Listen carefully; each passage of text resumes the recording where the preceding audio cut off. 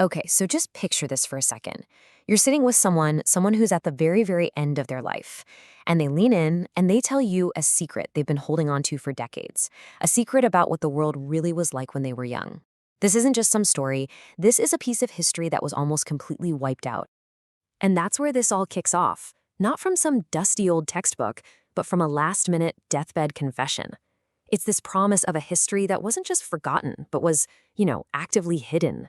A truth that only came out at the very last second. Now, this is the really critical part. This entire incredible story comes from one single object, a little brown leather notebook. And get this, it was found completely by chance at an estate sale in Montreal back in 2019. It was just sitting in a box of old papers, waiting for almost 70 years for someone to find it. And when you look inside this notebook, you can actually see the story unfold. It starts out pretty normal, grocery lists, little notes about the weather. But then, all of a sudden, something changes. The handwriting gets tight, dense, almost frantic. It's like you're watching it turn from a diary into this desperate attempt to save a history before it's gone forever. This is the exact moment. The grandfather, a man named Mikhail Sokolov, is telling his grandson, Victor, we need to do this now. He knows he only has a few days left, and you get the sense that this memory is just too much to take with him. He doesn't just need someone to hear him, he needs someone to know the truth. So what was this huge secret? Well, the first bombshell Mikhail dropped was about who he was. He told his grandson, look, I'm not Russian, I'm not Soviet, I'm not even Tatar. He said he was something else, something he was convinced had been totally erased from the history books. For McCall, Tartarian wasn't just some weird name on an old map, a cartographer's mistake. No, he said it was a people, a whole civilization that saw the world in a completely different way. They looked at the beautiful old buildings we see today and didn't just see stone and metal, they knew what they were actually for. I mean, you can just feel the weight of that, right? This man genuinely believed he was the last one, the final person alive who remembered this other world, this entire body of knowledge that was about to just, poof, vanish. Okay, so what was this lost knowledge? Mikhail's story is all about his childhood city, Kazan, but the way he describes it, well, it's a version that doesn't exist in any official history. He remembered a city that, and I mean this literally, sang. This is such a wild concept. He said that the big, important buildings all had these special copper domes. He called them singing caps. And they were designed to vibrate with the wind, creating these complex harmonies that would just float through the streets. He swore it created an atmosphere that calmed people down and actually made them healthier. The whole city was a musical instrument.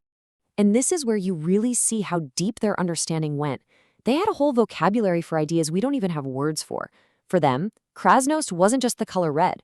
It was the specific resonant frequency of red brick. Zvanost wasn't just a nice sound. It was a particular kind of resonance that could heal. Their language was literally built on physics and acoustics that we've just lost. So if a world like this really existed, where did it go? Well, according to this notebook, it didn't just fade away. It was taken apart, deliberately, a systematic erasure that started for Mikhail very close to home with his own father. The notebook lays out this really chilling pattern, and it turns out a lot of this stuff can be verified. In one city after another, this same strange thing kept happening.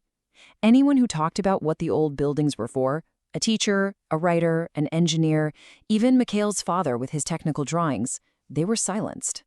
Or they just disappeared. And the cover-up was so clever because it was hidden in boring, bureaucratic language. What the official records called deteriorated copper elements being removed for safety, the notebook called the singing caps being dismantled. What the authorities dismissed as mystical thinking, Mikhail called trying to save real knowledge. It's like you're reading two completely different histories of the exact same events. Now, I know what you're thinking. This all sounds impossible. A deathbed story, a lost civilization, a secret notebook. But believe it or not, the story doesn't end there. Because there is actual verifiable evidence that seems to back up Mikhail's incredible claims. So here's the million-dollar question, right? Can we actually prove any of this? After all these years, can we find any echoes of this lost world in the silence? Well, the answer, amazingly, seems to be yeah. The researcher who found the notebook decided to test one of Mikhail's most specific claims, that the main buildings in Kazan were laid out in a perfect mathematical grid. So he dug up some old survey maps from the 1890s before all the changes and plotted the locations. And what he found is just wow. The distances between these major buildings, they weren't random at all. They line up almost perfectly with fundamental mathematical constants, like the golden ratio and the silver ratio. That's not an accident. That implies a level of citywide precision planning that's just not in any of the official history books. And then there's the smoking gun, a lost scientific paper from 1896, written by a German engineer named Wilhelm Schaefer. He independently documented that the domes in Kazan were, in fact, advanced acoustic devices, Helmholtz resonators. He said they were tuned to specific frequencies and designed to affect the atmosphere. And then, right after publishing this one paper, Wilhelm Schaefer and all his work completely vanished from the record. But the story doesn't even stop there. Just 2 days after Mikhail died, some men showed up at his grandson's apartment. They said they were from the Ministry of Culture. They didn't take money or jewelry. They took books on architecture, metallurgy, and his grandfather's old tools. They knew exactly what they were looking for. And they left young Victor with this pretty chilling warning. The message was crystal clear. Don't talk about this, don't write about this, forget everything you heard. This wasn't just a lost history, it was a forbidden one. So when you piece it all together, what are you left with? The conclusion is kind of staggering. All the evidence seems to point to a civilization that had this incredibly advanced understanding of sound, of geometry, of how the built environment could affect people. And even more disturbing is the idea that this knowledge wasn't just lost, it was actively stamped out. And it all comes down to that one year, 1952, the year the last known person who remembered this world passed away. This isn't ancient history we're talking about. This was in our grandparents' lifetime. It so nearly slipped through our fingers for good. You know, maybe the most powerful line comes from the notebook itself. The machine is broken, but the blueprint persists in the foundations. The knowledge might be gone, the singing caps might be dismantled, but the physical evidence, the foundations of the buildings, the layout of the cities, those mathematical ratios, it's all still there, hiding in plain sight. The blueprint is waiting. The only question is, will we ever learn how to read it again?